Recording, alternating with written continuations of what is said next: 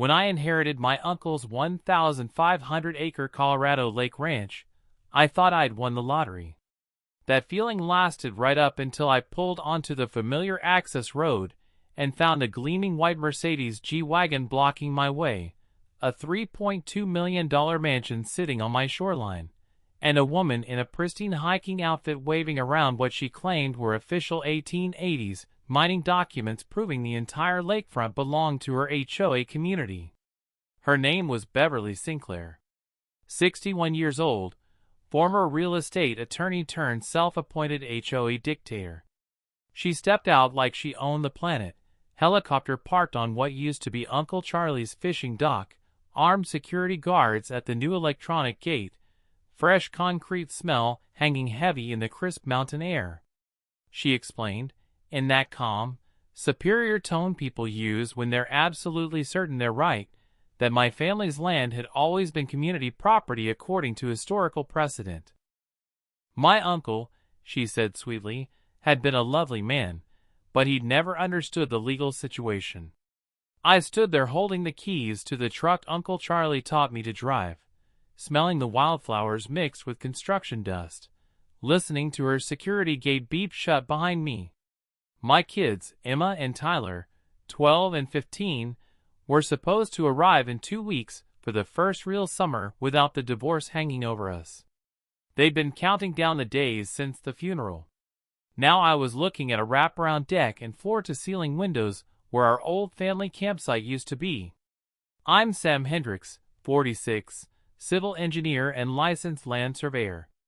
I've spent 20 years trusting measurements over smooth talk. Beverly's story didn't add up from the first sentence. 2 days later she escalated. A sheriff arrived at my hotel with a restraining order she'd filed, claiming I was an unstable veteran threatening community safety. The order barred me from 60% of my own property, everything within 500 feet of the shoreline, the most valuable part. I had to cancel the kids' visit. Their mom was already looking for any excuse to limit my time. Fighting armed HOA guards wasn't going to help my custody case. The documents she submitted smelled wrong. Not old paper and aged ink, fresh toner, like they'd just rolled off a laser printer.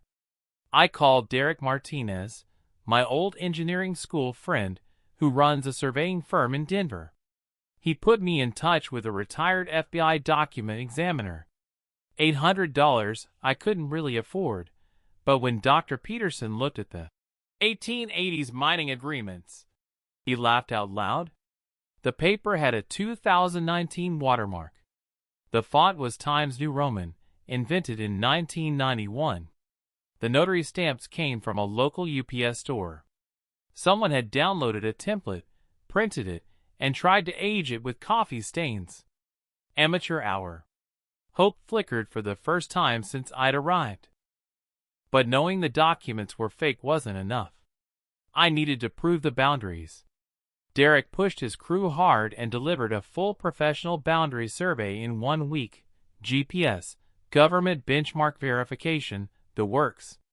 The results were devastating for Beverly. Her mansion sat 318 feet onto my land. The marina 270 feet. The helicopter pad 412 feet. The new fountain she just installed? 508 feet inside my line.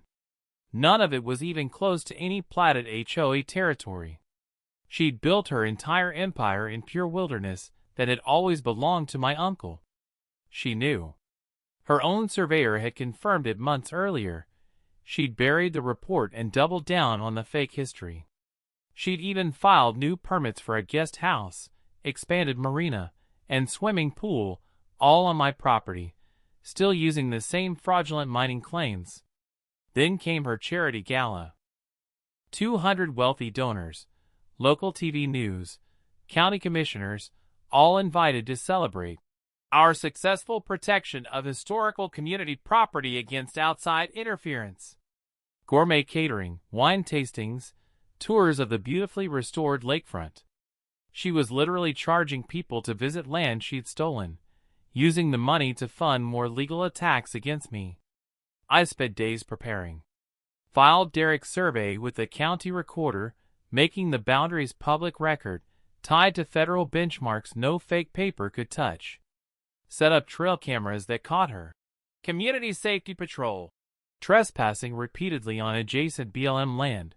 Federal violations carrying automatic fines. Built a backup hiking bridge upstream. And, most importantly, rebuilt the old wooden bridge across the 6-foot creek that separated my confirmed line from her access road. From the outside it looked like any solid, permanent bridge, timber, railings, painted to match the landscape. Underneath, hidden by the banks, I installed a clean, commercial-grade hydraulic system. 2 cylinders, aircraft fluid, rated for 20,000 pounds each. One hidden switch behind an oak tree 50 feet away. 30 seconds to retract the center span, leaving a 6-foot gap no vehicle could cross. Saturday evening arrived clear and calm. Luxury cars streamed across my land, Mercedes, BMWs, Lexuses, carrying people who'd paid to celebrate a theft. Beverly stood on her deck in a sparkling designer dress, wireless microphone in hand, holding up the same debunked documents, telling the crowd how they'd preserve this precious shoreline for future generations despite selfish individuals trying to monopolize natural resources. The Channel 9 crew interviewed me live. I unfolded the certified survey map on camera, walked them through the forensic analysis, pointed out the bright orange stakes marking the true line. Every structure behind me, the mansion, marina, helipad, was entirely on my private property. Beverly stormed over, ranting about historical rights, but the reporter pressed her on the 2019 watermark and UPS notary. She snapped that her attorney would handle it, and tried to walk away. I checked my watch. The last guests had arrived. All vehicles were across the bridge. I walked to the hidden control, loud enough for the microphones to catch me. "Mrs. Sinclair, since you're so confident about your property rights, let me show everyone what a real boundary looks like." I pressed the button. The hydraulics hummed smoothly. 30 seconds later the center span dropped into the creek bed. Silence fell over the crowd as 200 luxury vehicles became stranded islands on the wrong side of the water. Beverly's sound system kept thumping bass, but conversation died. People stared at the gap, then at their cars, then at me. She shrieked into her microphone. "What did you do?" I walked back toward the crowd, survey map in hand, speaking directly to the live camera. "I'm exercising my legal right to control access to my own property. This bridge is on my land, just like that mansion behind you." The crowd gathered around the map. County commissioners and business leaders suddenly very interested in coordinates and federal benchmarks. Beverly insisted it was impossible, but her voice had lost its edge. Sheriff Martinez arrived right on cue, crossing the upstream hiking bridge I'd built. He walked up to Beverly with an arrest warrant. Fraud, tax evasion, bribery of a county official. She tried to pay $10,000 cash to alter tax records, willful trespassing. Handcuffs clicked on live television. Her helicopter pilot, fuel running low, attempted an emergency landing in the lake, sending waves that soaked several evening gowns. Derek showed up with more permanent boundary markers, driving them in with satisfying thuds.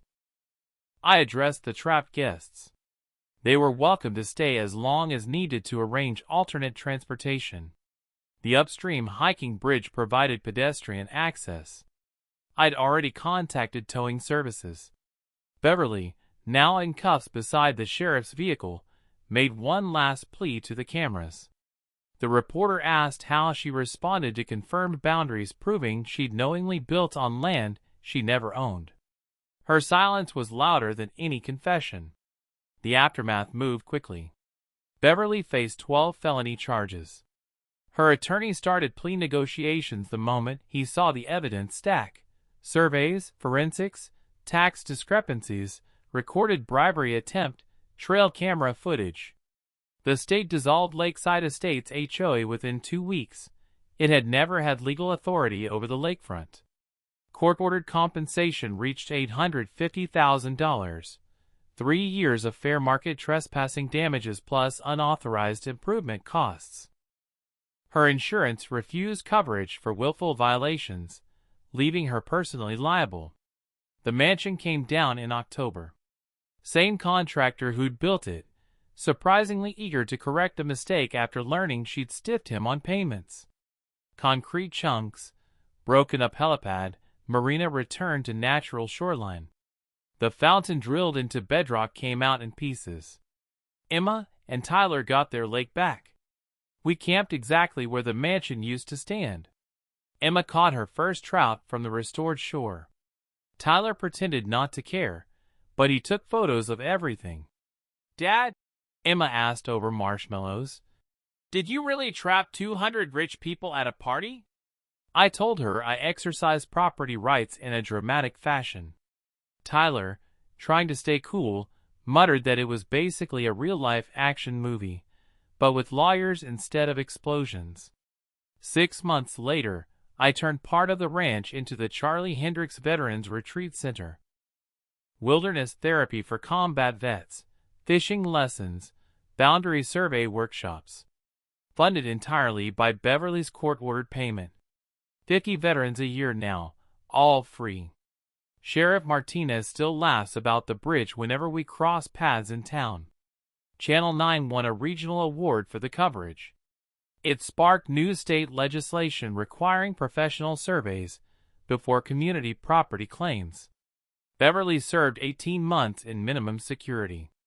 Last I heard, she was working at a title loan office in Colorado Springs, helping people with property financing.